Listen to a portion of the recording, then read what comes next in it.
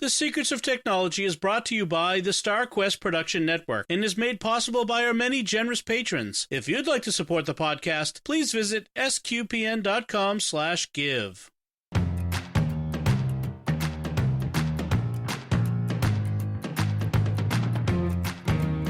Hi, I'm Dom Bettinelli, and you're listening to The Secrets of Technology, where we discuss the technology news that's important to you from a uniquely Catholic point of view. And joining me today on the panel are Father Cory Sticha. Hey, Father Cory. How's it going? And Joanne Mercier. Hey, Joanne. Hey, Dom.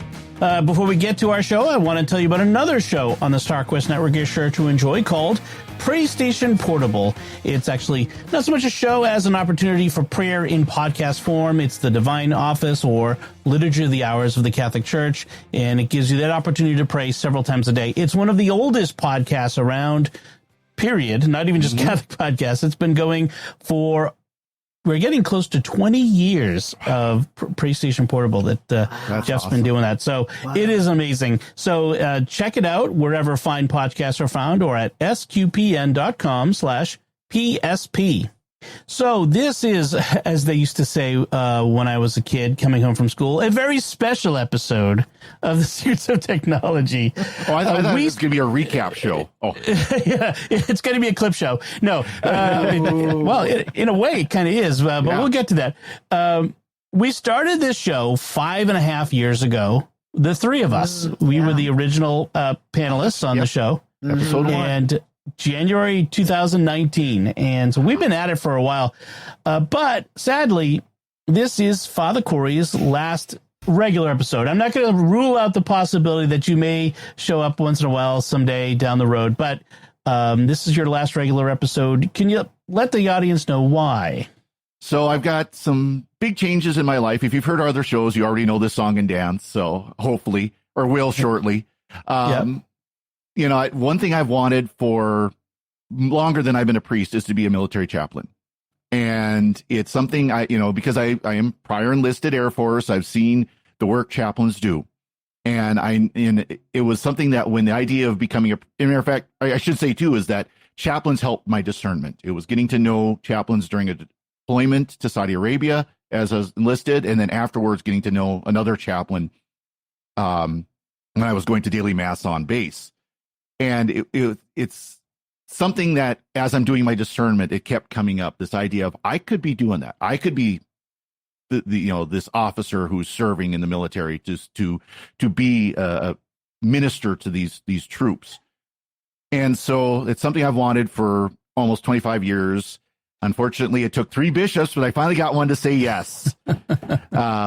And so I will be at some point in the future, hopefully within this year still. I mean, there's still 6 months left. I will be entering a military branch, hopefully the Army. That's my current path. I'll talk more about that later during one of our misses. So, but it's something I've wanted. But unfortunately, military service and doing a weekly or monthly podcast isn't always feasible. So hopefully I'll be a special guest when time in the military allows. I have 2 nephews who are Army officers.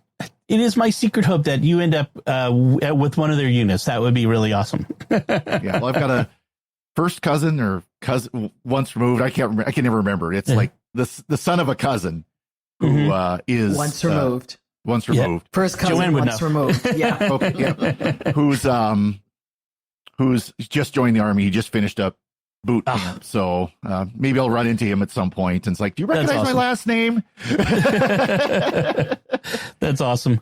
Well, we are sad to lose you, but we are grateful that you are going to be serving our servicemen and women in this way. The chaplaincy is a very important ministry, and it's very understaffed. We have a dearth of vocations all told in this country, but it's especially acute in the military services. So we are very grateful for your bishop giving you this opportunity and for you wanting to do this. So thank you. And pray for more bishops to be open. I mean, I know our diocese is very extreme for lack of vocations, and he was still willing to do it. So I greatly appreciate that. But pray for more bishops to have that openness. It's a very much needed ministry. You look at the statistics of mental health in the military, and it's terrible, and it's it's awful.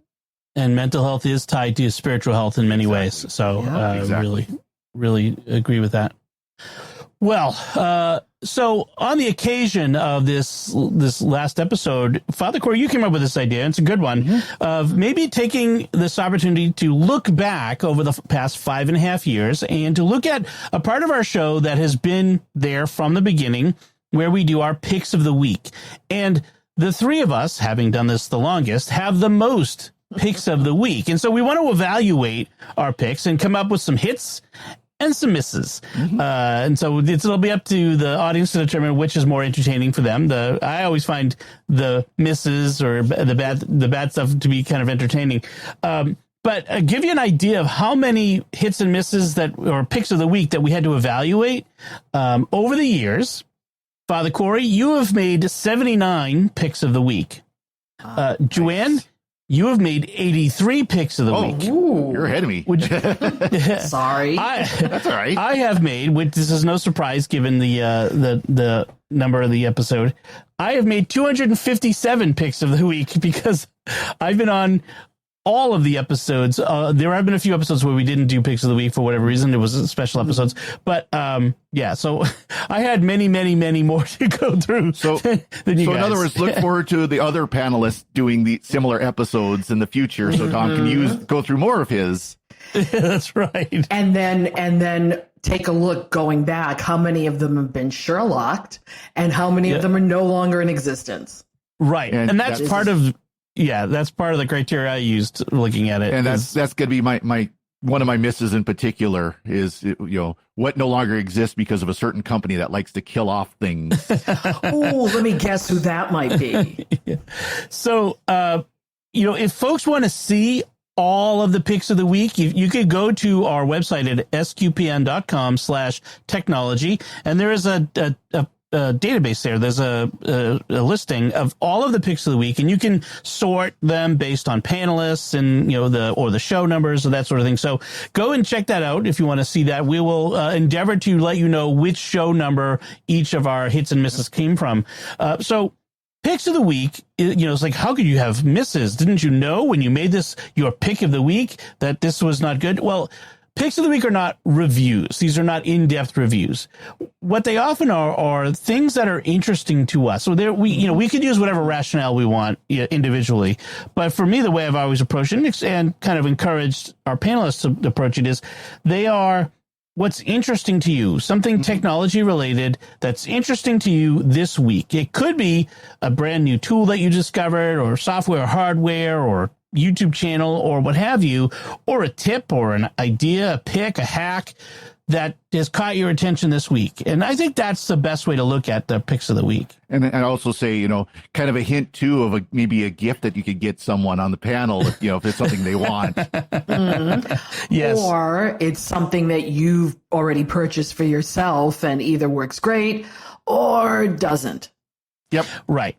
We've had a few actual, at the time, the misses of the week where we picked it as a warning. It's rare that we do this, but occasionally we come across something that we say, just avoid this. This is, this is something not to do. So the way we'll do this, we'll go through our hits first, and then we'll cover our misses after that. And Father Cory, I'm going to put you up first. What are your hits from your 79 picks of the week? Yeah. So I'm actually going to go back to that first episode as part of this hit, because my pick at the first episode was Google Cast. This is when Chromecast started really getting traction. Of course, Google Cast is Google's streaming server, streaming capability where you can stream from your computer, you can stream from your phone. You can stream from, do a direct stream. And when it first came out, it was just like you'd use your phone until it streamed this, cast this. Well, they later came out with Google Chromecast with Google TV, which I reviewed in 148, or I talked about in episode 148. And this is the little dongle that sits on the back of your TV and is basically Google's answer to Apple TV. So this isn't the original Chromecast device was where you sent it from your phone. This is where it actually has the remote control and you can switch which app you want to use and so on. It can also do the casting from your phone and your computer, but it's primarily, like I said, like Apple TV, where you say, I want to watch this. And I use it basically every day, and I've got the 4K one with the Google TV, and it's fantastic. And it does, it works so well for streaming anything. When we watch shows for, Star Trek or Doctor Who, I'm watching it on that. When YouTube, sometimes I'll just sit in the living room and watch it on there when I'm getting comfortable in the recliner and checking my eyelids for cracks and, all that good stuff. But yeah, I use it pretty much every day. So, it's definitely one of my biggest hits of things that I use. So, and again, that's the Google Chromecast with Google TV. All right. And that's from episodes 1 and 148. So yep. That's excellent. Yeah. I mean, I love my Apple TV. I love the streaming boxes, and I think more and more people are using them on their big TVs. Roku is probably the biggest one out there. But although I've heard good things about NVIDIA Shield, I have to check it out at some time. But and one kind of warning I would caveat onto this isn't about Google stuff, although Google's reputation for privacy or lack thereof is known, but it's still better than the privacy on your smart TVs. Oh, yes. Do not use the apps on your smart TV. Turn off the Wi-Fi on your smart TV. Yeah, that's right. That's right. Get something like Apple TV, Google TV, maybe Amazon. I don't know. Amazon Fire. I've heard miss on. Get one of these. Roku. Roku's always a great classic one. Yeah. Don't use the smart TV apps. Because they're spying on you like they are, and they're selling the data, and that's, you don't want that. Okay. So I guess we'll do this round robin style, although it looks like Joanne and I have some more than Father Cory, but that's fine. We'll go in circles. Joanne, what do you have for one of your hits? Well, one of my hits comes from episode 56, and it's still in my Swiss Army knife of tech, is the Adobe Scan. I have to use Adobe for work, and trying to find a scanner app that will work on many platforms and be easy to use. This thing still is good. I mean, yes, you pay for the Adobe suite, sometimes through the nose, but it can be a very simple app. It can be a very robust app, depending on what you're doing. The biggest thing for me with this app is that I'm able, because I'm in the Mac system, to get everything from the app off my phone or off my iPad onto my MacBook Pro with AirDrop. And it works seamlessly with that. It's just a really robust, for me, item that I can't see never using again. And I've tried Scannable, and I've tried, let's use the Apple scanner by it. And no, you still need something that's able to do a whole bunch of other things that you need, cropping or fixing, or there's one that when I use this with a program called Fourscore, which is for music, it has a thing that says auto crop or don't auto crop your PDF. Now, if you leave it on auto crop, my music comes out half. It crops out the rest of my music. That must be something that's great for some people's scans, but not for me. I need the entire page. So, to be able to tell me, would you like me to turn this off? Yes, please. It was very helpful. So it kind of, I guess what it does is it gives you, it allows you to not only use it with the Adobe suite, but with any other app you have. Right. So for me, it's been a big hit, and will continue to be so. That's a good point. So you can use it with any app. You can scan from Adobe Scan into any app. Doesn't have to be an Adobe app. But if you're in the Adobe ecosystem, if you're using Creative Cloud, it's sort of a no-brainer. It is a great little app. That's if you have to scan things these days, being able to scan with your phone or your iPad is great. Yeah, Go ahead. I've used Google Photos capability to do the same thing. But it doesn't have as many features. It's still pretty simple. You can still take a piece of paper and it recognizes, you want to scan this, and it does a great job. But yeah, this has a lot more abilities. And you have to watch for the auto and manual. I always tend to deselect auto because I can be setting up a scan and it starts clicking. So, and some do not annoying. Let you turn that off. So Adobe does. So it's a really good little product, an app. Excellent. So my first hit of the picks of the week will be no surprise to anyone who's been listening for any length of time. It is SetApp for Mac OS and iOS. SetApp is it's always been described as Netflix for software for your apps. And what it is for $10 a month, you get an access to, gosh, it's got to be, I don't even know what the number is now. What is it? Dozens, they say, of apps, but it's more than dozens. It's like 250 plus is what they show. Wow. Yeah, 250 plus apps. And these aren't just like junk apps, like no name. There are some real big name, really useful apps in here, apps that I've used for decades, frankly, that it makes it so much easier and less expensive because I'm paying one fee instead of a bunch of different subscriptions or upgrade things, and it upgrades them automatically. It's all in the system. You can get an add-on which lets you get the iOS apps as well.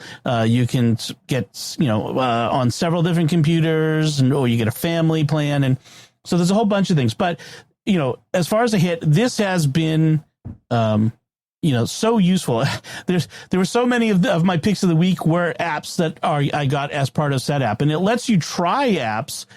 There's no opportunity cost. If you're already a subscriber, you own, quote unquote, own the app. You don't have to get a demo. You just start using it. Just download it and start using it. And when you're done using it, you can offload it and download it the next time you need it. It's just a really great little great system. Yeah, that became the running joke that it was Dom's SetApp pick of the week. Yeah, exactly. And that SetApp was a pick I made back in episode 5, all the way back then. And I'll be honest, I was skeptical of SetApp at first when it first came out. I'm like, I don't know if that's worth me paying $10 a month, $100 a year for this. But once there were enough of the apps that I was already using in it, it just made financial sense to go that way because it saves me money by doing it. So, yep. Father Cory, your second hit of the picks of the week. So this is an email service that I use for my frcory.org email address, which I originally had set up on Gmail, through Google apps or whatever they call it now, G apps or whatever name they call it. It's still, it's the Office suite. But it was, it's the more professional where you can do your own domain and Gmail, email addresses and everything. And again, with concerns about privacy, with Google's sometimes interested, sometimes not take on privacy, I wanted my email and something more secure. And so I went to Proton Mail, which is it was an email service originally not even created by CERN in Switzerland, but people who worked for CERN. And it is encrypted from your device on their servers, email. So when someone sends you an email, it immediately encrypts, goes into your box. When you get it, if you use their app, it decrypts on the app. If you don't, there's a bridge plug-in app on your device, on your desktop, your laptop. That's where it decrypts and then goes to Thunderbird or whatever you use for your mail client. If you don't use the web page. Web page is encrypted end to end. If you send email to anyone who's using Proton Mail, it's end to end encrypted. It doesn't decrypt when it sends. So it's much more secure email. Now, of course, again, any email you send off of Proton Mail to someone with, Gmail or Yahoo Mail or something like that, it does decrypt it before it sends it from the server. Otherwise, they wouldn't be able to read it at the other end. Able to read it. Yeah. But that's still, that security of the email is stored on their server, completely encrypted. They can't get into it, which also means bad actors can't get into it. So, right. So again, this is, it's great privacy, and, the little bridge for your email it's minor inconvenience. It just sits in your little taskbar that it's running, and then you just use your email clients as you would. And so you're secure up to your system. It's great. Right. And free for a basic version, and then there's one that's $10 a month or like $120 a year. And they've been adding, since they came out with the mail, they've been adding other things like a VPN. They've added a password manager. I haven't shifted over to that. I'm still using Bitwarden. Bitwarden. They're using. They've got a drive component that they're starting to bring out the desktop app store for syncing. So hopefully that'll come out for Linux soon. Hint, hint. I want it. But yeah, so they're bringing out more and more apps to go along with this that are still on this mindset of once it leaves your system, it is secure. It is encrypted. You don't have to worry about people getting into it that you don't want to get into it. Awesome. Joanne, your next hit. My next hit came out of the pandemic era for episode 89, and that was the Inkletech 18-inch ring light. Yes, once we all got behind the screens in our homes, I needed something that was going to be able to light up this room. My office has one little lamp and an above overhead light, and that's it.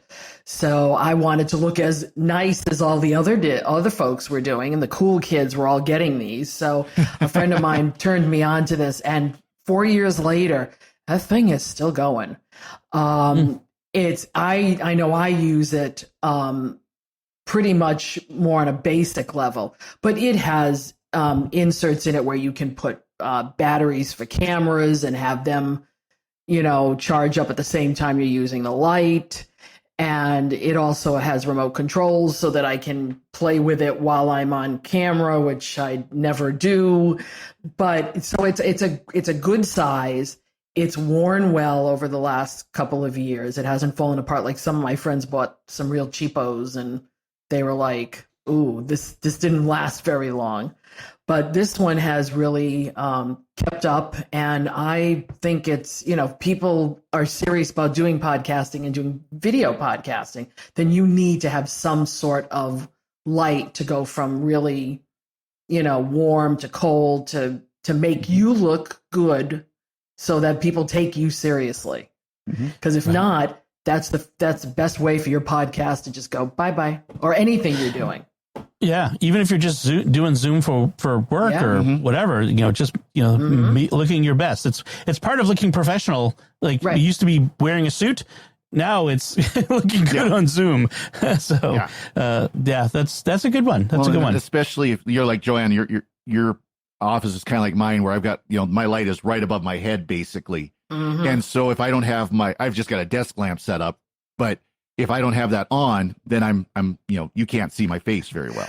Oh, before that, it was a desk lamp in front, behind my monitor, and I had like 3 sacramentaries and a lectionary that had to hold it up. Hey, so mine's sitting on my laser printer, so I get it. And there you go. Yep. Awesome. So my next hit was from episode 29. And it's an app called TV Time. Now, there are several different apps like this out there which help you keep track of what you're watching. In this era of streaming and all the different streaming services, it can be hard to keep track of the shows you watch. Now, as a kid, we got the TV Guide once a week, right? And it had this week's shows on the 3 networks that shows were available, and maybe PBS if you were very intellectual. And and that was easy to keep track of. Now I forget what I'm watching, and I forget that there's a new episode out. And, it's not like it starts in September and ends in May like it used to. Now you never know when a new season is coming. So what TV Time does is it helps me keep track of what I'm watching and what I've watched. It's got all kinds of other social sorts of stuff in it. You can comment and chat with people. I don't care about that. I just want to there's a new episode of The Secrets of Skinwalker Ranch, or Star Wars The Acolyte, or something, this week, or that there's a new season out of that. Oh, I didn't realize it was coming back already. And I can mark it that I've watched it or that it's coming. And it has a movie component as well. I don't find that as useful because, sometimes I'll mark movies I want to see, but I don't end up using that as the way I use a different method, but to keep track of movies I want to watch. But as far as keeping track of shows, this is something I still use every day. It's free. There's others out there like it, but TV Time has worked for me, so I'm really happy with it. Well, and of course, if you're watching older shows like, say, Babylon 5, sometimes it's like, what streaming service is this on this week? Because it was on the other one. Yes. Yes. And yes, that's another thing it will do is it will tell you where it's available, what services. That would be that's big. invaluable. Again, if you're binging or want to binge older shows or movies. Yeah, where I was gonna watch Star Trek II: Wrath of Khan. Well, that's not on Paramount Plus. It's on something else. It's like, yes. Never mind. Yeah, don't you guys own that? Yeah. Anyway, all right. So, Father Cory, back to you. Okay, so next pick this is one of the simple picks I've had, but it's something that we often overlook, and it's a basic alarm clock, but it's beyond that. This comes from episode 140, by the way. But it's more than just a basic alarm clock, because it's a basic alarm clock that has QI charging. And it's, of course, obviously with Apple, you've got MagSafe now, they call it, they reuse the name MagSafe, which makes it confusing, but with Android phones have it as well, where you can just set the phone on the charger. Well, instead of using like a hockey puck, it sets the phone up like a book, like you might with a book stand. But otherwise, it's a pretty basic, usable alarm clock. But just having a basic, usable alarm clock sometimes is so much better than trying to rely on your phone or your Google Lady Siri device. Yeah. Your alarm clock doesn't update its operating system overnight. That's true. Exactly. Or suffer the effects of power outages as badly. Yeah. Where I've had, the assistants lock up because there was a flicker of power. But these little alarm clocks, they've got just batteries, good old fashioned, button batteries in them, and it'll at least keep your time and alarm. So it's a great little alarm clock. It's just very simple, but something that I think is usable, especially if you have a hard time getting up. By the way, this one has 2 alarms, so if you have a hard time getting up, you can set do the 2 alarms 5 minutes apart trick. Oh, I remember that. Yep. Yeah. I wish it was in that form factor, like the old with the faux wood grain. Like if someone did a nostalgia version of that. There's one kind of like that, but the LED comes through. You can find it on Amazon. Again, similar things like this. And then you set your phone on top of it. Nice. That's nice. Joanne, your next hit. My next hit is my Plex media server. Yes. I would not know at home or at work what I would do without this. It has opened up, especially at work, a chance to unite 2 different locations in a collaborative, where if we put everything into the Plex server, that they can be viewed anywhere on the campuses. And that has been huge. Yes, it takes a little time to figure it out. And I'm of the 3 of us, I'm probably the least technical that actually knows what's going on. I can, you tell me how to do it, I'll do it. I learn it. But if I don't understand all of the background, and having said that, I can manipulate my Plex server, pretty well. Yeah, there are still things I don't get, but to be able to upload videos, upload movies, and I'm not even talking about using the live TV, because I don't use the live TV at work. Oh God, no. The kids would be like, they'd be trying to, because they know how to use this sometimes better than their catechists. Yeah. So you got to be really careful. But I don't know, and I don't know what I would do without it at work. At home, I've got one friend in Italy and one friend here in the States that are both using, both have asked to store their stuff in one place. And they're older, so they just want a way to view this stuff without having to have it at home, and the other didn't want to take it abroad. So they all get a chance to use this, and this is the good part of technology. This is the good part of investing in something like this. And I would always say, if you're getting into Plex, get the lifetime, because if you buy into the lifetime, then it's one price. You can usually get it around $89, maybe about twice a year, and you're set for life. You can put it, you're going to use it. Yep. Yeah. As long as you're using it, it's worth the money. And we just bought it for the church. So the churches. So we plan on using it. I use Plex every day. Yeah. I've ripped so many movies to it and TV shows to it, and they have now streaming, like free streaming services that are inside it, and they can do live TV and various other things. But I just use it every day. It is great. My server sadly died a couple of months ago, so I've been without. Most of my data survived at least, but that's the server died. But it's just like I need to rebuild it. I just haven't gotten back to it. So excellent. So my next hit is the Elgato Stream Deck, and in fact, from the first time I picked this in episode 57, I've picked up a second Stream Deck that I now have. Stream Decks tend to multiply. Just warn you. But I use this constantly. I use it during streams to control the the camera and sound, but I also use it just every day with various things. I use it to insert text or to run macros or to do all kinds of things. I even have one that gives me the temperature outside and then the temperature in my office and the temperature in another room that I'm trying to monitor. Just so, because in the winter those rooms can get pretty cold. It's really so versatile and amazing. And when you get one, just to recap, folks, what it does is it has buttons, but the buttons are tiny little OLED screens, and you can program it with the software. The software lets you set up profiles that could be a profile for each app that you're in, so it changes the whole layout of what it does. So when I'm in Adobe Audition, editing podcasts, all the buttons are set up for various functions within Adobe Audition, including ones that don't have key equivalent, so I can't just do it from the keyboard. Here I can just hit a button and it will, run a thing. And like I have a button where it sets up for recording. So when it's time to record, I hit a button, it turns off the office lights, turns on the recording lights, sets up different, opens different software, arranges my windows, does the whole thing. It's really awesome. So, and that's all because of the Stream Deck. It's really been so great. I do not regret it one bit.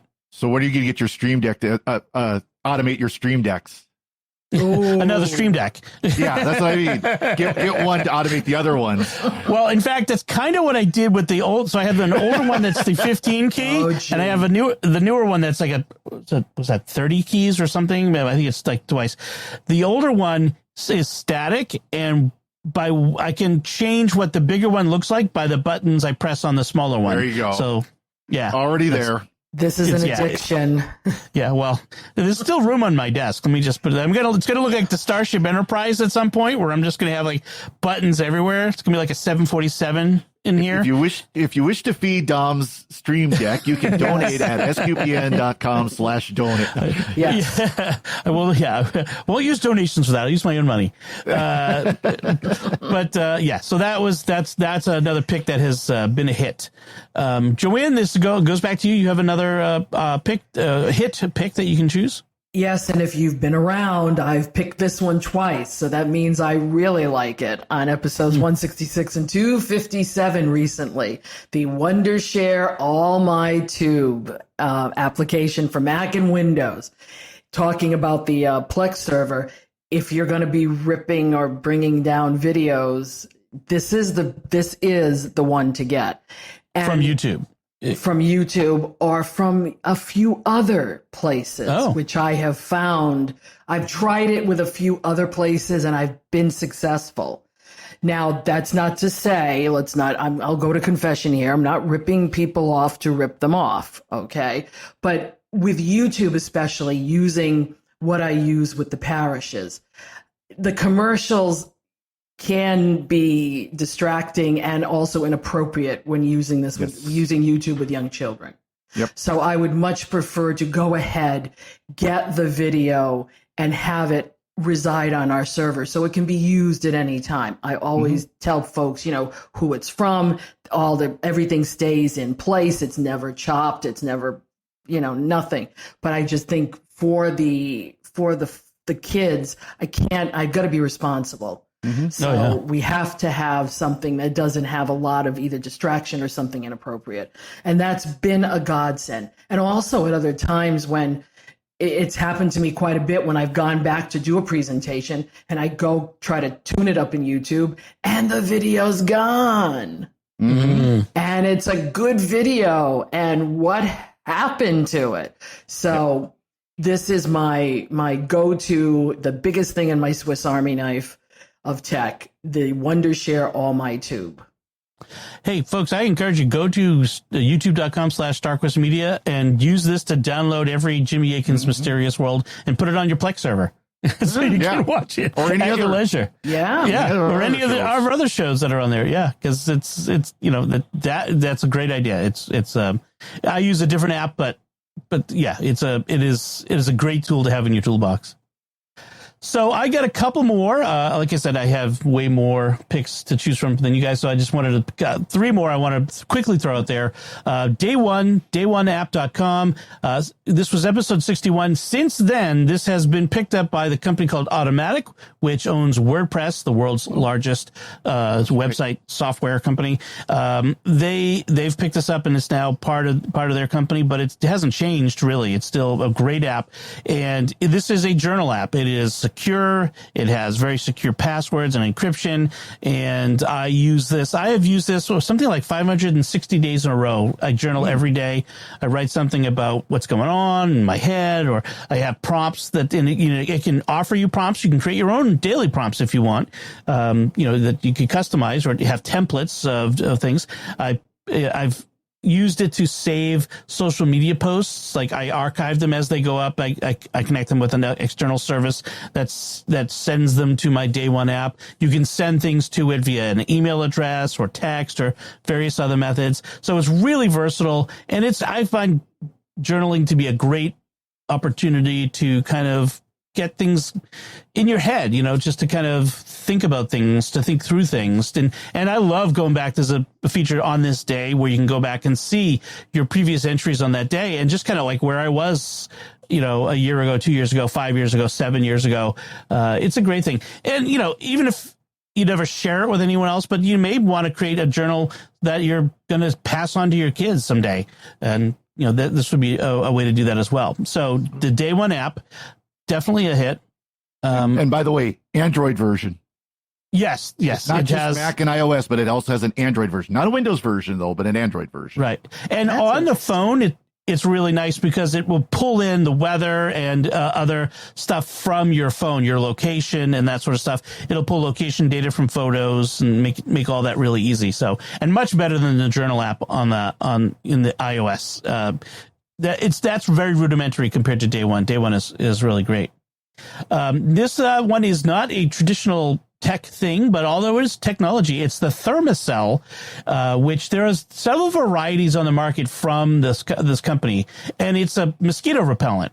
And this is the basic one where it has no battery. The way this works is it has two active pieces, a sort of a pad, like a little cardboard that's impregnated with a chemical that slides into the top, and then a fuel canister that goes on the bottom. I don't know if it's propane or something, but it slides on the bottom, and then you ignite it with a twist of the bottom. You twist it, and it sparks and ignites it, and it for a long time, like 12 hours, it'll burn and repel mosquitoes. It doesn't really smell. I have never really noticed a scent from it, so that's good for, especially my wife, who's very she has allergies to fragrances, so it doesn't really have a smell. They sell ones that have cartridges and they charge up USB, and frankly, that's sort of annoying just because, like, when you're camping, I don't want to have to recharge yet another thing. You know what I mean?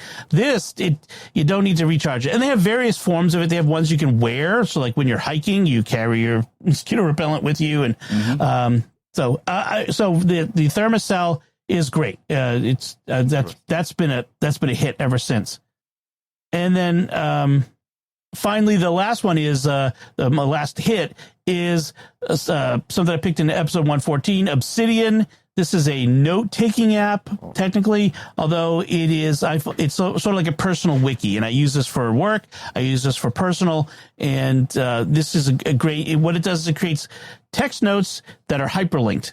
and it have links out, and it has a plug-in architecture, so you can do all kinds of things with it. I've seen people do some amazing things. I don't want to go on and on. Go back and listen to episode 114 if you want to hear what I had to say about Obsidian, but really that's been a big hit.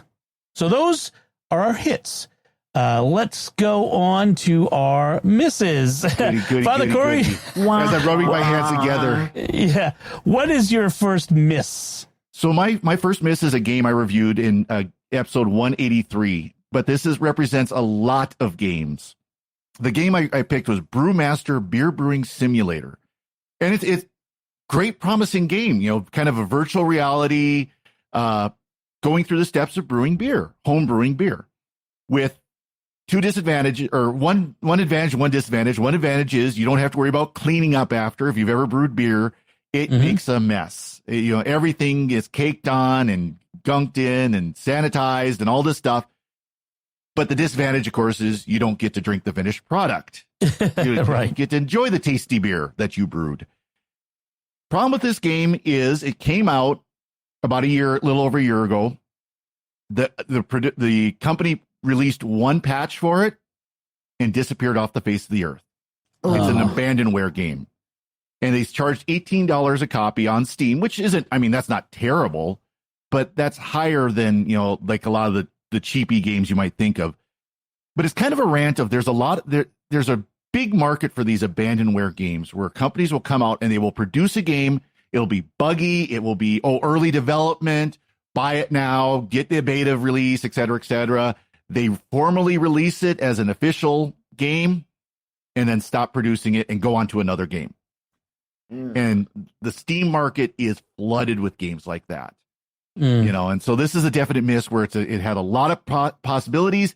It had some pretty gnarly bugs that you had to kind of work around. Sometimes you couldn't even work around. And but instead of fixing it, we're going to work on it. We're going to fix it. And then crickets. Ooh. Yeah. Yep. Yeah. That is a definite recipe for a miss. Joanne, what about you? What's your first miss? Well, when I was young into the cord cutting thing, I went, in buying my, products by everybody else's, reviews.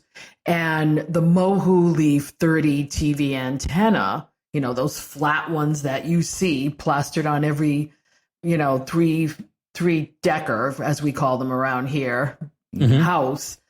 May work for other people, but didn't work for me. That was the thing.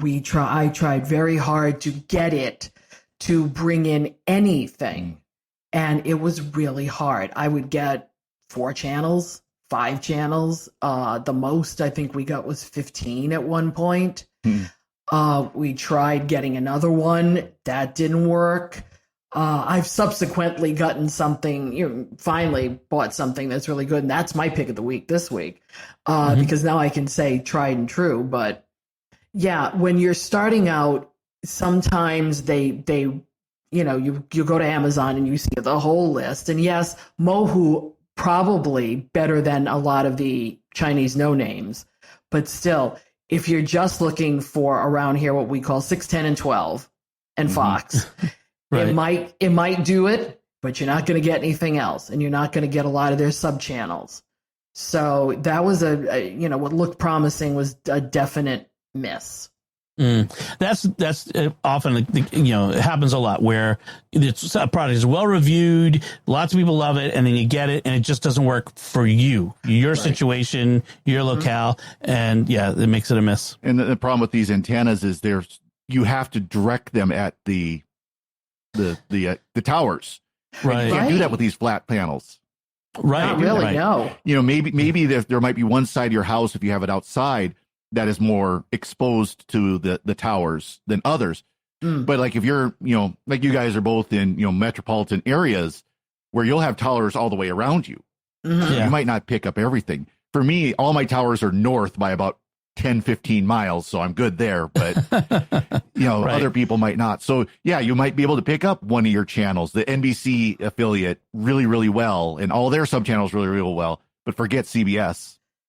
Right. And this is probably good, like I said, for your college student that's away from home and it's relatively cheap, and you can stick it in your dorm room window or your apartment window, but don't expect to get the array that you might be looking for. All right. So my first miss is actually a relatively recent pick. This was back from episode 249, so less than a year ago. This is a cooling fan that I bought for my Steam Deck. Now, Steam Deck is different from Stream Deck. They're confusingly named. The Steam Deck is a portable game console, a handheld game console. And this was a device that hooked onto the back of the Steam Deck, and it hooked around the bottom using springs. And to keep it cool, and if you keep it cool, it plays better, and the battery lasts longer, and that sort of thing. And that part worked okay. What didn't work so well is, for one thing, by having this big thing hunking on the Steam Deck all the time, is I couldn't put it in the Steam Deck dock that I bought for it to charge it, and so that became messy. But even worse, it ended up breaking off. The springs let go, and so I just can't really recommend it anymore. Luckily, my pick of the week is something else, which costs about the same or it's in the ballpark and gives you a lot more. So I'll explain what that is once we get there. But so that's my first miss. Father Cory, your first miss, second miss. So this is another group miss, and this is misses that are on the Google graveyard, killed by Google. Two picks that I made. First one was the Google Daydream VR, which I reviewed back in episode 4, and then Google Stadia, which was episode 12. Google Daydream VR was Google's first attempt at a VR device, and what it was is VR platform. And it included what was called Google Cardboard, which was literally a cardboard box that you put pixels into, Google Pixels into, Pixel phones, and would hold that to your face with the there we go. Dom has one. So we're not doing video, but I have one that was branded by New York Times. But it's a Google Cardboard, and you can put your iPhone in it at the time. Yeah. And it worked fine, but of course, this because it was literally just a piece of cardboard that you folded. It was like an origami project. Yeah. That you then slid, like there's plastic lens you slid in there and everything, and it worked. And then the idea of Daydream VR was Google's attempt to develop a VR environment, and so you would have this whole little, beautiful scenery. You'd look around, and there'd be the apps, and you'd use. You'd look at it and click, and it had a little remote control and everything, and it had promise. And then eventually, Google even came out with a face mask that you put your phone into, which I have, and that is the Daydream VR. And it had promise, but part of the problem was because you're putting your phone in it, the phone would overheat. Just because there's no airflow on it. It was heavy because again, you've got this device plus the phone on your face, and it was very promising. Another one of those things that Google is very promising about, but it didn't work. Then you get to Google Stadia, and that's probably the most well-known of the Google graveyard, because that was the Google streaming video game service, where you would buy video games on Google servers, play video games from the servers would do all the rendering and then send it to your device. And this is something Google Chromecast was set up to be able to do, that you could pair a video game controller that looks like Sony or Xbox video game controllers, and you could play them streaming. And this is something that Google tried to put a lot of money into. They got like the latest Assassin's Creed game on it, and they're going to bring out more, but they only had like a couple dozen games on it when it released, and they really weren't putting the bandwidth behind it that it needed. And so there are problems with latency and buffering and stuff like that. And of course, Google being Google, who they're basically Doug. Google is a company made up of Doug from Pixar Up. Squirrel. Distracted. Yeah, they got distracted and they killed it. That's the thing is every company kills old products. I mean, that just happens. The problem is that Google kills so many. And it feels like it doesn't, even ones that people are using, people like, or that just didn't feel, they felt like if you just spent a little more time, it would be better. But they just feel like they get distracted and they're like, nah. And the problem, I guess the philosophy is try lots of things and see what works. But the problem with that is as users, we get dependent on these tools that they offer. And then they pull the rug out from under us, and Google Reader for me is the most infamous one because it basically killed blogging when they killed Google Reader. Yeah, Google Reader was very popular for RSS feeds. There's Feedly out there, which kind of fulfills that niche, but Google Reader was exactly what you need for blogging, for reading blogs. It was fantastic, and they just we're done with it. And my problem with Google was Google Hangouts. Because when I was doing a podcast, Monday Morning Catholic, a long time ago, Google Hangouts was how I did this. It was my StreamYard. And I got everybody to go in Hangouts and I could record and do the whole thing. And then they said, no, we'd prefer that you do that through YouTube. But when they moved it to YouTube, they made it 3 times as difficult. Well, and then, to do the same thing. And then they turned the background conferencing, which of course was Hangouts was designed for, as Google Meet, and it works great for but you have to have the Google apps, So yep. Thanks, Google. There is a lot of misses from Google, but you did have a hit. So Father Grace, so that from Google. So that's good. Exactly. Joanne, what's your second miss? So now we'll take on Facebook. After Google, we'll take on Facebook. Facebook Watch. This was an app that I had on the Apple TV. We were trying to use it during the pandemic because my parish was streaming on Facebook. And it was the wonkiest app. It would work sometimes. It would not work other times. I mean, it would cut out in the middle of Mass. It would cut, and then it would come back maybe later. You didn't know if you'd catch the recording, if it did record. It was unreliable. I mean, YouTube can have a little bit of wonkiness, but that thing was, and I think it's still around.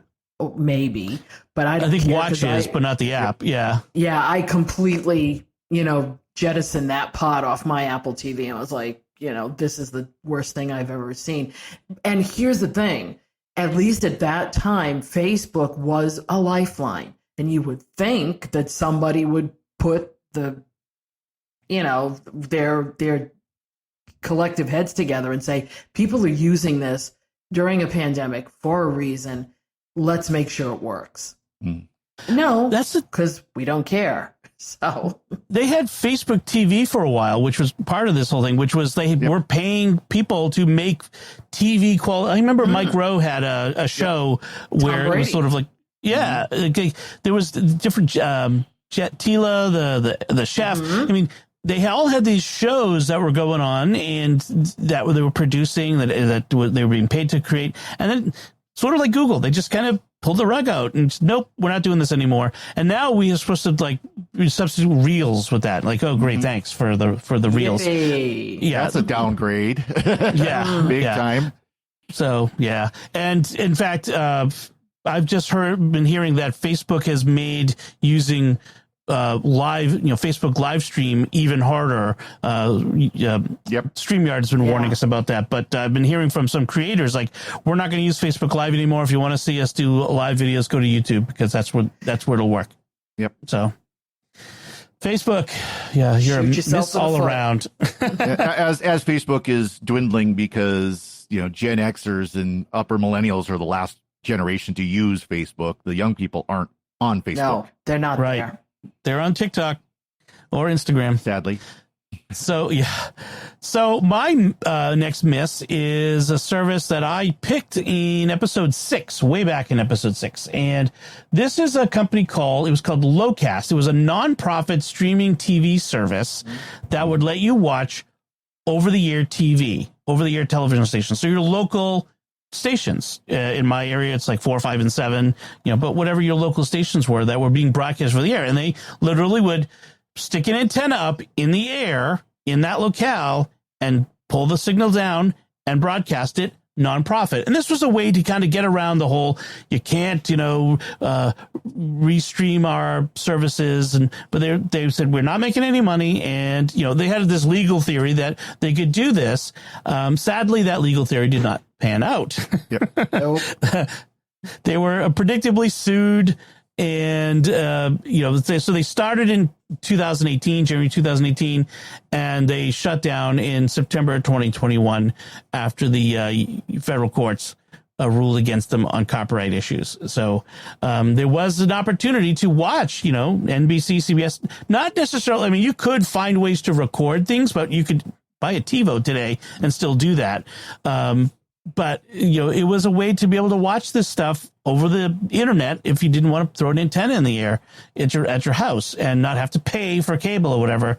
But, sadly, that's all gone now. I would have loved to have seen their warehouse, because basically what they did is you rented an antenna. They had a warehouse full of antennas. And I would love to have seen that, where it's just row after row after row of antennas.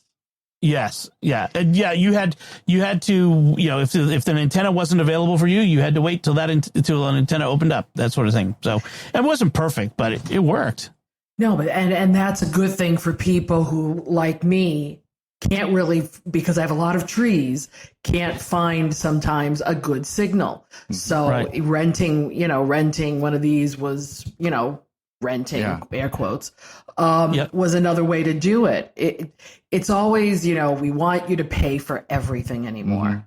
There isn't there can never be anything free or anything that's low cost. No, if it's not going to be cable, it's going to be streaming. But now we've made streaming so difficult. I better not get on that rant, because that's another whole show. Yeah. Yeah.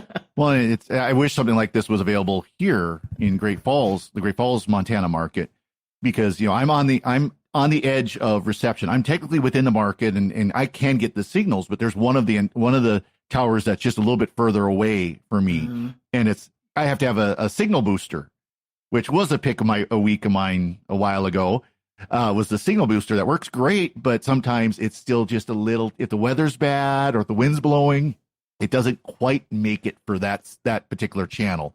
So something like this would be nice, where I didn't even have to worry about it. I mean, they were moving out. They were in Sioux Falls, South Dakota. I mean, they were moving to all over the country by the time they got shut down. So it's a shame.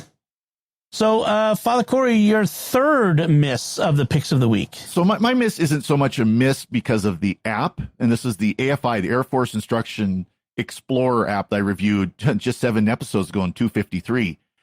This is because of my chaplaincy journey. So I originally applied to be an Air Force chaplain because, as I said at the beginning of the episode, I am a prior enlisted Air Force. I served 4 years in the Air Force, and I know the Air Force well, and I really enjoyed my time in the Air Force. And I figured the Air Force would be a good fit. Well, not so much, according to the Air Force, because I have some hearing loss. Don't need to get into details, but basically the Air Force doesn't grant hearing waivers at all.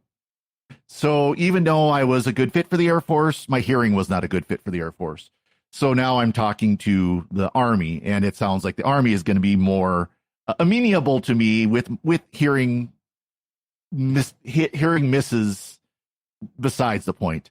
So It sounds like I'll be a Army chaplain. So I missed on which branch I was going to go into, I guess, which is too bad. Like I said, I enjoyed the Air Force. I was looking forward to the Air Force, but the Army is going to have its own adventures and funs and challenges. And as a good friend of mine here in the parish said, maybe for the first time, the Army will be smarter than the Air Force. The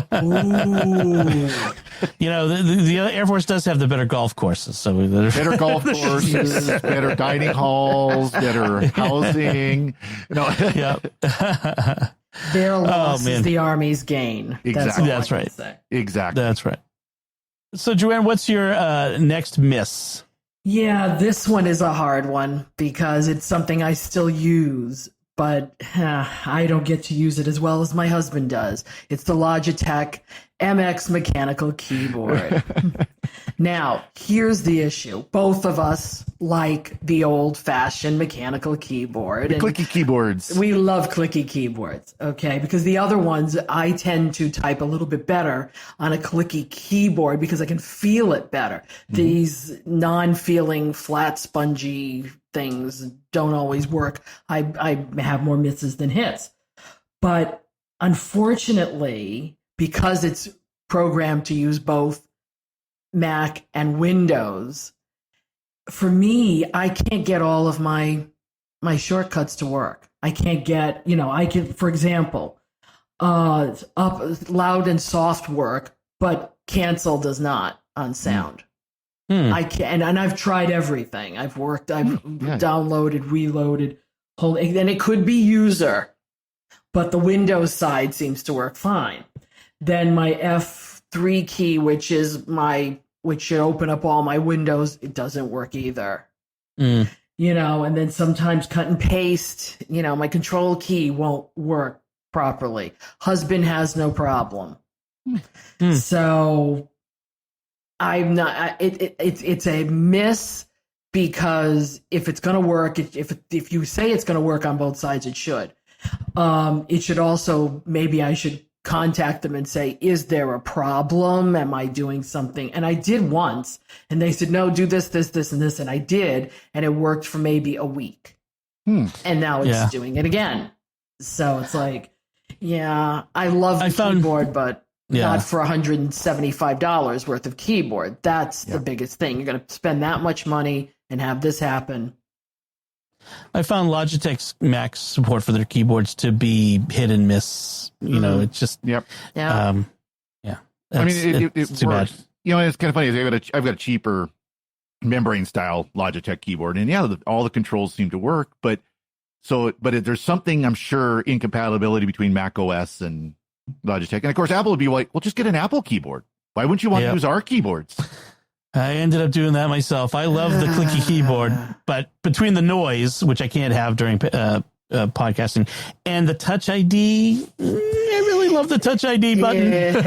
I know. I'd like to do a Jason Snell on that. Yeah. Just, pull a button off of something and have it separate. Oh, there you go. Right. Yeah.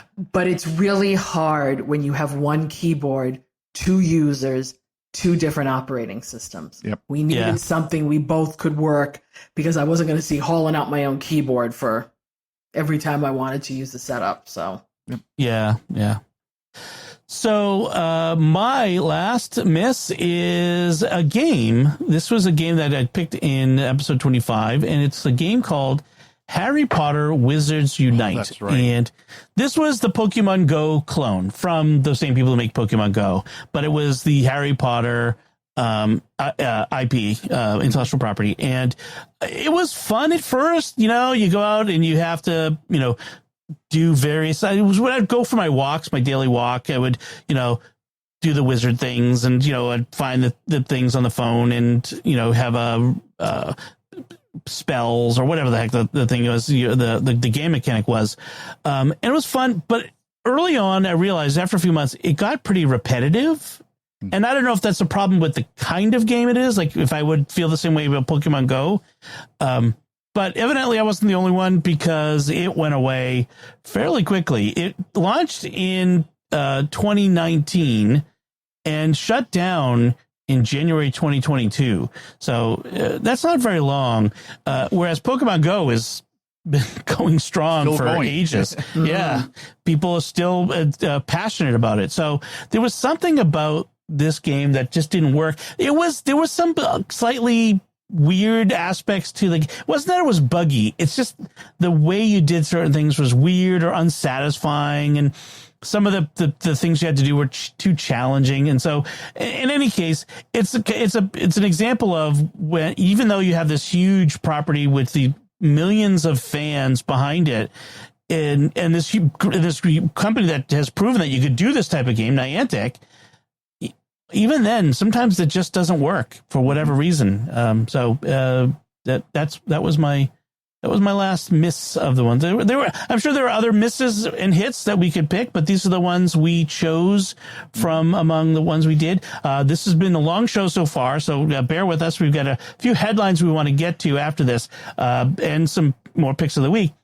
But before we do, I do want to take a moment to thank our patrons who make it possible for us to create the secrets of technology, including Nathan H., Michael T., Christopher Y., Lars S., and Dawn H. Their generous donations at sqpn.com/give make it possible for us to continue the secrets of technology and all the shows at StarQuest, and you can join them by visiting sqpn.com/give.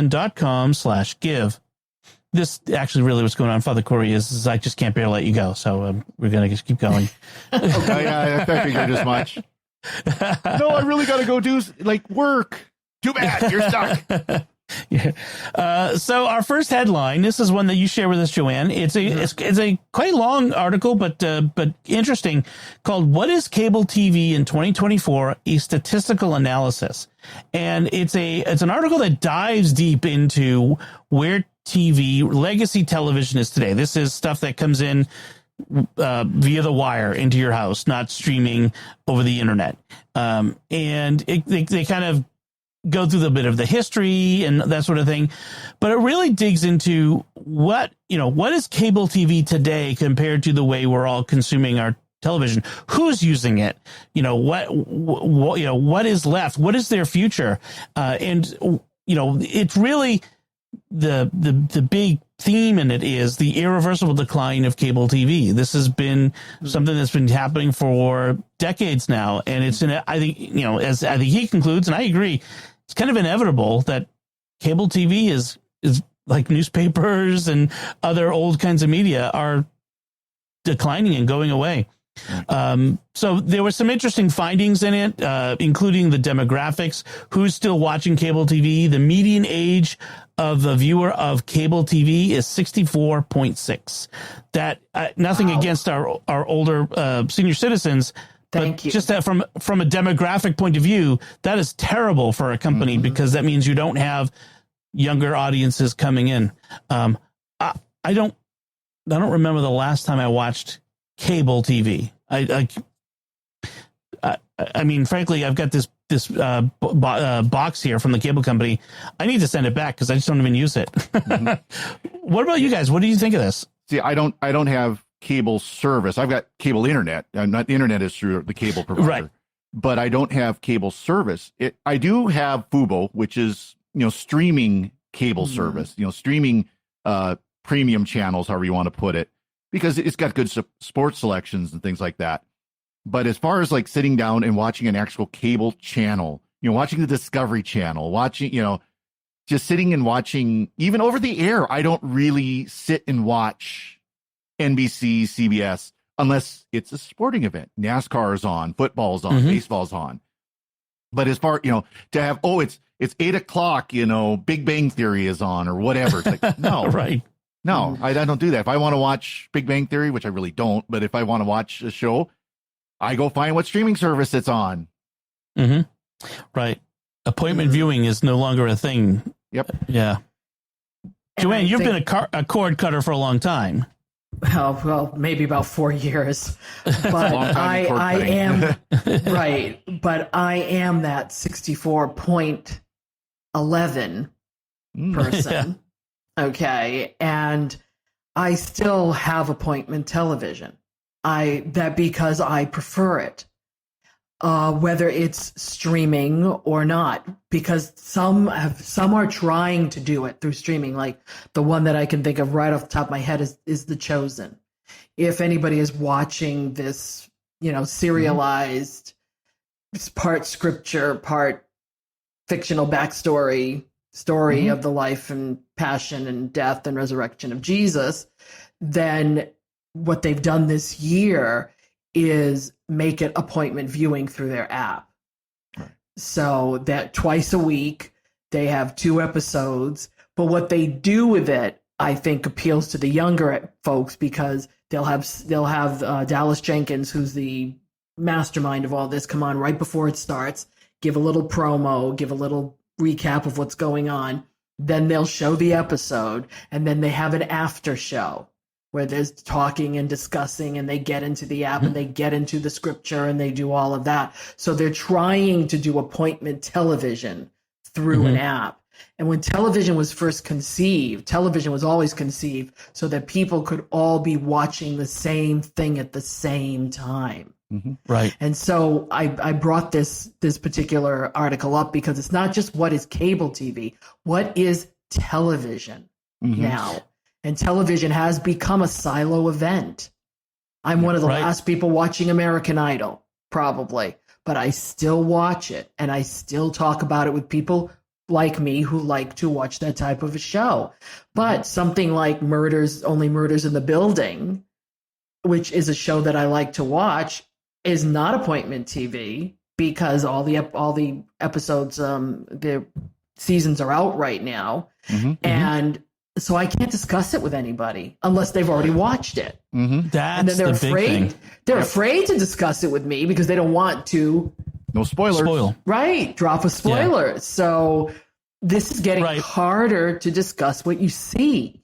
Yep. It's the loss of cultural experience, a shared cultural experience. The big one they start with at the top of the article is the finale of the TV show MASH, which is the most watched scripted television show ever, and it was a huge deal when it happened. Or remember the last episode of Cheers? I remember in Boston, they had live on the street after the show with Jay Leno. Yeah, when the first few seasons of Survivor, the finale of that was a big live television show. We don't really have that anymore. We don't have these shared experiences. And you make a good point, Joanne, which is when these shows stream, especially when they drop all at once, but even just when there's a new episode out today of the Star Wars Acolyte show, but I haven't watched it. I probably won't watch it till tomorrow. And now I have to carefully avoid conversations with people, and it makes it harder to talk about things with people. There's that loss of a shared cultural experience. Well, and that's why on the SQPN Discord, we have the spoiler channels for that purpose, because we don't want people talking about in our normal Star Trek, Star Wars, Doctor Who channels about the latest episode of those particular shows. So we've got the spoiler channels to do that. And about the only thing that I mentioned earlier, about the only thing that's really appointment TV is sports. People still like to watch live sports, but a lot of those are available streaming now. They're now moving to streaming. You know, NHL TV, NFL TV, you know, all these channels are available online. And Major League Soccer is on Apple TV. And now they're spreading them out between the streamers. So the NFL just said there's going to be a few of games that one's going to be on Netflix. Yep. So everybody's going to, have Netflix for a month when that happens.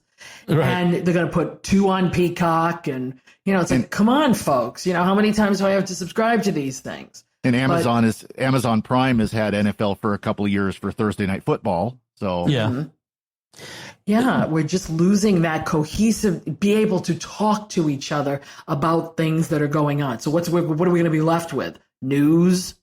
That's depressing. The one irony, I guess, I don't know if that'd be the right word, but for years, for decades, people have been screaming at the cable companies, we want a la carte. We don't want a Discovery Channel package. We don't want an HBO Cinemax package. We don't want this package, this package, this package. We want to be able to pick and choose. Give us a basic package of like the local channels, and then say, I want the Discovery Channel, but I don't want the History Channel. I want HBO, but I don't want this. I want I want these 10 channels. That's all I want. And of course, the cable company, no, but here's another, super mega plus premium package. Or let me go in and out of the channels from a month to month, like we can do with streaming now. Yeah. And but the irony is, or I call it irony, is that was the promise of streaming services like Paramount Plus, like Apple TV Plus, like Prime, is that you could start picking and choosing, but now they're consolidating and they're becoming the cable packages. And, YouTube TV had the promise that you could do that. You could kind of pick and choose. Well, even that's gone away. And now it's packages. And so it's these consolidating back into packages. And now people are spending more. We've talked, us as a panel have talked about how people are spending more on streaming services than they would have on cable in the first place. Right. So that's an opportunity for the old cable providers if they can get their heads out of their old experience and start thinking about what can we do to survive. The article has some suggestions, like prioritize, like first, if you're going to bundle like streaming packages, let people do some a la carte but bundle as well, like make it more flexible, prioritize the user experience. A lot of these streaming services, their user experience stinks. Finding things is terrible. Having to scroll as quickly as possible so that it doesn't start playing at you like a teaser trailer. I mean, that sort of thing just stinks. And then cater to the niches, like find the very narrow interests and start catering to them, putting bundles together for that. So that would be interesting to see. I don't know, if cable is just going to become the pipe that the internet rolls down, or if they will survive as an independent source for these things. And I don't think that's a bad thing if like the cable box goes away, because a lot of them, DirecTV, they're doing commercials where now you can get DirecTV without a satellite dish. Right. Oh, geez. And maybe that's the way all these different companies need to be thinking about that. Yep. So our next headline is one that I actually is one I put in here at the last minute because it's better than the headline. This is a little more timely and applicable, I think, because Microsoft's newest version with the Windows 11, with the new Copilot PCs that they've rolled out. Copilot is Microsoft's large language module AI chatbot. It came with a feature called Recall, and the way every time I hear that, by the way, it makes me think of the Schwarzenegger movie, Total Recall. Total Recall. Yeah. Recall. So this feature is like Time Machine on the Mac, except a little more, which is that it keeps a snapshots of everything you're doing on your computer so that you can roll back at any time to a previous state of your computer and get data or to get information that you may have lost, which sounds great. But a lot of people are wondering, how are you doing this, A, without using up my entire hard drive with it, and B, securely so that, people can't see this information? Well, the second part is they're not doing it securely.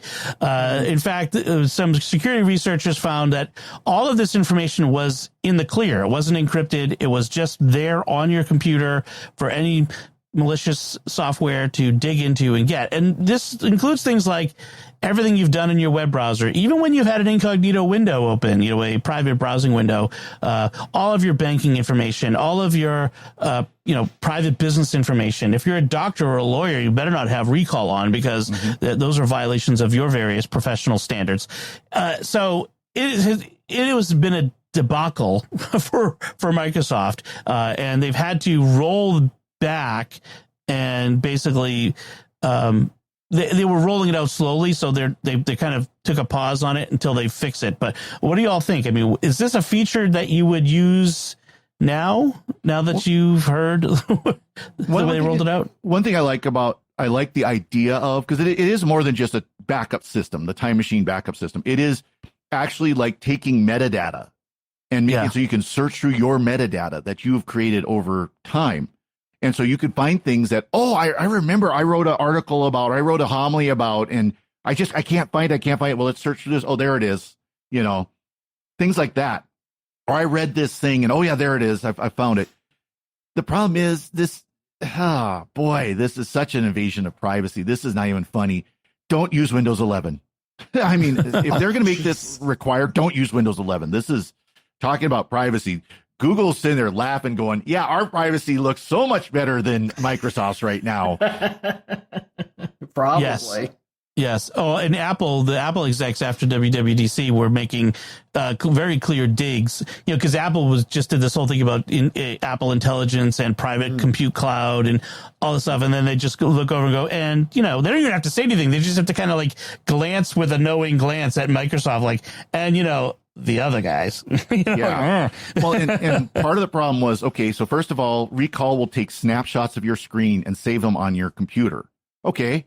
But they also would take this metadata and put it in an insecure MySQL database. Yeah. Insecure all that database, a clear text database. Not a good plan, Microsoft. No.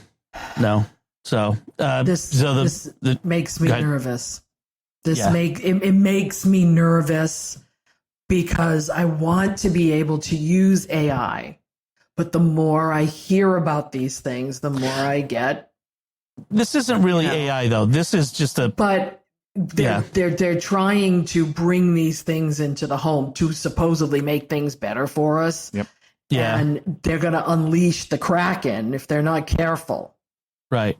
Well, I mean, there's a lot of things being put under the umbrella term of AI that are just computing at another level. Right. Mm-hmm. But you're right. Like there's a lot of part of it is they're moving too fast to make sure that they seem like they're on the cusp of AI goodness and not, making sure the infrastructure underneath is actually solid. So it is right to be concerned and to be wary of these things.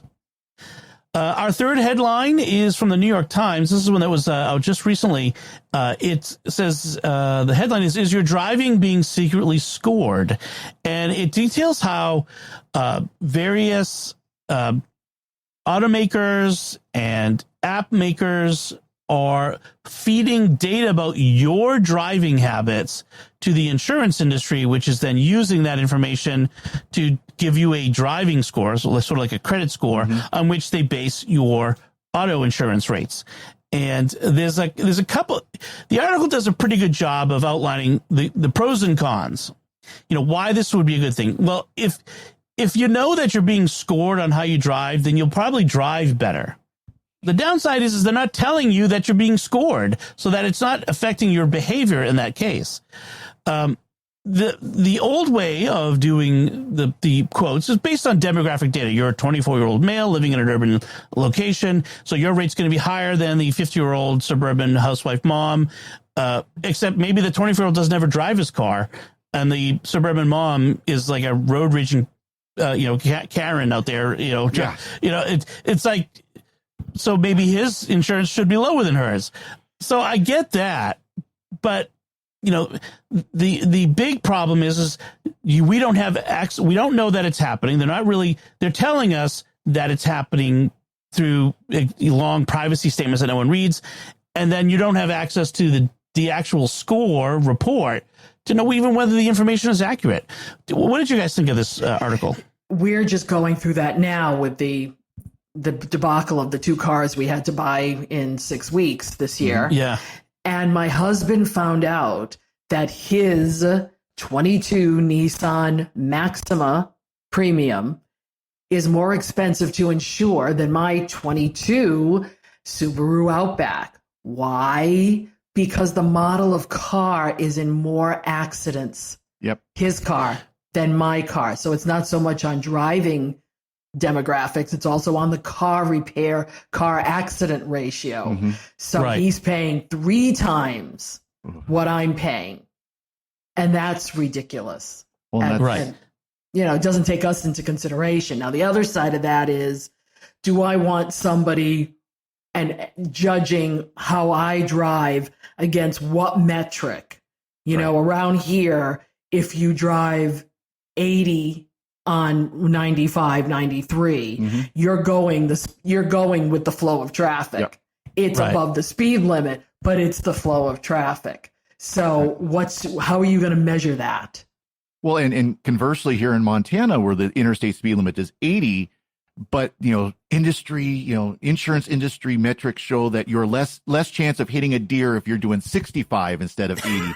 So because the fact you're doing the speed limit or a little above, cough, cough, it's again flow of traffic generally, but you're not driving safe because if you're doing 65 on the interstate, which by the way would put you not safe by everybody else driving the speed limit, right? And also, my big concern is this is yet another score monitoring you. And so we've got your credit scores, which affects, your ability to get bank accounts and loans and credit rates. And unfortunately, even like jobs, if you've got bad credit score, that can affect your ability to get a job. There's the issue, concerns about, are you being rated by your social score? You hear that in China where people are concerned about that coming here. And then now it's, how are you driving? You didn't get the little dongle for Progressive, but now we're going to monitor you anyways. And now your rates are going up because you rolled a stop sign. They can monitor you through, there's 2 apps that they name, but there are other apps out there that are doing it. But Life 360, which is an app for keeping track of your family. It's supposed to be to help you know where your husband and your kids are, or your wife and your kids. But also there's Gas Buddy, which is supposed to be helping you find gas stations with prices. But they're also potentially collecting data. Now they ask you, do you want, to share some of your information with third parties? And that's supposed to be enough to warn me. What they're actually doing is selling my information to the insurance industry. This one guy got a come on from an insurance agent, like, we can give you a better insurance rate based on your actual driving history. He's like, what? And he dug into it, and he actually got a hold of the report after some extensive work, and he got an Excel sheet. And it had time-stamped lists of his every offending event and the latitude and longitude of where he was. In fact, under speeding, there were more than 200 second-by-second entries for the handful of drives during which he'd exceeded 85 miles an hour. He lives in Texas, so he probably lives somewhere out in the boonies. So, that sort of information is concerning. Like, I agree. I would like to have my driving, my insurance rates based on how well I actually drive, but I don't want it based on, I don't want all this information about me out there, including exactly where I am at these times. That's dangerous. Here's my thing for the insurance companies. Rate me on how much I cost you to insure. Meaning, how much money have you spent on me in the 30 some years, almost 40 years that I've been driving, 30 years that I've been driving. How much have I cost you? Here's a hint. It's not that much over that time period. It certainly isn't. No. I'm paying $100 of something a month on one vehicle. And it's because I live in Montana. I'm a single guy. I have one vehicle. Right. And this is making me want to take Gas Buddy off of my phone now. Because I use Gas Buddy a lot because we need to know about gas prices around here. And 2, I'll go back to the deer thing. No matter what speed you're going, the deer loses. So and it's going to be expensive nowadays to fix the vehicle. It's going to hurt because of all the electronics that are in the front of your car. We talked about that one recently about how expensive it is to fix cars. So yeah. All right, so those are our headlines. Let's move quickly to our picks of the week. Father Cory, what is your last pick of the week? My last pick of the week until I come back to visit eventually. Yeah, that's right. Hopefully. So I've been a Fitbit user for quite a long time, going back to like one of the Fitbit charges that I got from the insurance company to I use a Versa 2 now, which is more of a smartwatch instead of just a tracking watch. And what I want to do is I want to upgrade to the Fitbit Sense 2. And this is basically Fitbit, which, by the way, is now Google Fitbit. It is now owned by Google, and Google is rolling it into its infrastructure, which, by the way, means Google Wallet. I can do the tap with the watch now on my Versa through Google Wallet, which is fantastic. I've been doing that a lot now. But this is kind of Fitbit's answer to the Apple Watch. So it's bringing in more of the features, like it can do the electrical cardiogram. It can do like the skin temperature testing. It can do a lot of little other sensors, oxygen saturation, not just your heart rate and stuff like that. So it's trying to bring in more of these features that Apple has been doing. Fitbit's been behind the power curve on that a little bit, but it's a much, nicer watch. It's got, again, more of these features, more of these tracking, and the Fitbit's really designed the sport watch market.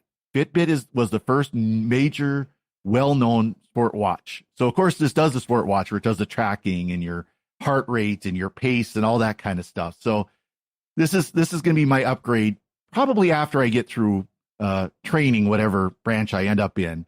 But it'll be an upgrade of the smartwatch to a much more feature capable smartwatch than the Versa, which itself is a very good watch. Very nice. And it's, comparable in price to the Apple Watch. Like it seems to be right there with the Apple Watch. So that's great. It's got all the same features. So if you're on Android, this is a no-brainer. Yep. Excellent. Joanne, what's your pick this week? Well, going back to cord cutting, The antenna that we are using now that I can get about 40 channels really well is Antennas Direct Clearstream Max XR indoor-outdoor TV antenna. There has been some rumblings in the Mercier household that we might put this outside of our house, but one of us would prefer to have the aesthetics of our house not have an antenna on it. That's not me. So, because I came from a world where everybody had an antenna. Yep. But it works just as well inside as it does outside, although a little propping is involved. But it's made so that it will pick up from it'll pick up UHF and VHF. Mm-hmm. The way it's constructed with 2 rings and then a wire that goes, to both sides. So this is a little bit heftier. It's supposed to. And then if you match that with what I chose last week with the Signals app and the TV Towers app, because I don't think you can really know where your TV towers are unless you have an app that tells you where they are. That also acts as a compass. So this antenna, which the one I did put in also is a whole kit. And when we got the antenna, 30 feet of wire, a splitter if you're into putting it on different TV, a bunch of TVs. It had everything in it. So this is a good kit to start with. This is a 2-circle one. They have 4-circle ones, which is supposedly bigger and get more. But I went with a 2 because of where it is in the house. This is a lot better if you're seriously cord cutting and trying to find as many stations in your area as you want. Well, it looks like it comes with a signal booster as well. The signal booster did not work well. Okay. What I needed to get, and I'll say I got a Channel Master filter that filters out LTE and 5G signals. Because I live near a couple of antenna arrays for T-Mobile. And when I did that, a couple of my channels stopped pixelating. Mm-hmm. So you got to know where you live as to whether or not these signals will bother you or if you need a signal booster. Sometimes a booster can hurt more than help. Yeah. And I found that out. Like I said, I live where a booster is a necessity if you want to get good, solid signals. Of course. So, like Joanne, my pick of the week is a improvement on a previous miss. Mine is remember the JSOX cooling fan that I had that was a miss. This is also from JSOX, but it includes a cooling fan, but a lot more for just $10 more. And so what it is it's the JSOX mod case for the Steam Deck. And so what it does is it has a case that goes around the back, and it has these slots that you can add accessories to. There's a strap you can put on it that will hold a battery pack, because Steam Decks suck down electricity like you wouldn't believe. That's one. If there's a complaint, that's their battery life. There's a slot that you can put a stand on it, but there's also a slot for attaching the fan, and it's very similar to the cooling fan that I chose before, except it doesn't strap around the bottom of it. It connects to the slot. It doesn't need that spring-loaded thing anymore. So those broken springs are not necessary. And it also has a cover that goes over the front to protect the screen, because there's a nice big screen there. And it comes with a addition for the dock. Remember I talked about the dock? It's this rubber thing that goes over the dock that makes it bigger to accommodate the slightly increased width of it with the case on it. So they really thought it through. They improved on the cooling fan, and I'm really hopeful that this is not going to be a future miss as well. Oh, I hope not. But so far so good. For $50, I feel a lot better about this than I did the previous fan. So that's my pick. All right, so that does it for us this time. We would love to know what you thought of any part of our discussion, any of our hits and misses, and any picks that you thought were hits or misses in the past. You can let us know by commenting on the show at sqpn.com/technology, or the StarQuest Facebook page, facebook.com/StarQuestMedia. Send an email to technology@sqpn.com. Visit the StarQuest Discord community at sqpn.com/Discord, where I hope Father Cory will still show up from time to time to talk about these various things that the shows he's been on. You can find links from our discussion and our picks of the week, as always, on our show notes at starquest.fm/TEC260. Remember to like each episode of Secrets of Tech on Facebook, on X, on Instagram. We're on Instagram these days. Leave us comments wherever you find us, and we love to hear from you. Until next time, Joanne Mercier, thank you for joining me and sharing the secrets of technology. Thanks, Dom. And Father Cory, you have been an absolute delight. I'm glad we took this 5-year trip together, and I'm going to miss you terribly. And yes, Father Cory, thank you for all the time you spent with us on the Secrets of Technology. Well, thank you both. It's been a blast. It's been a lot of fun. It was fun to kick this podcast off, and many more episodes. Maybe I'll come back for episode 1,500. And no, Yes. That'll be in about 20 years. And I also want to publicly say thank you to Dom for his work as CEO of SQPN. He's done amazing work. Yes. Rebuilding this organization. I won't go into it, but when Dom took over, this was a very limping organization, and it's strong and only getting stronger. So thank you, Dom, and thank you, Joanne, for being a great co-panelist. I've enjoyed it. Thank you. And thank you to the listeners for listening to the Secrets of Technology on StarQuest.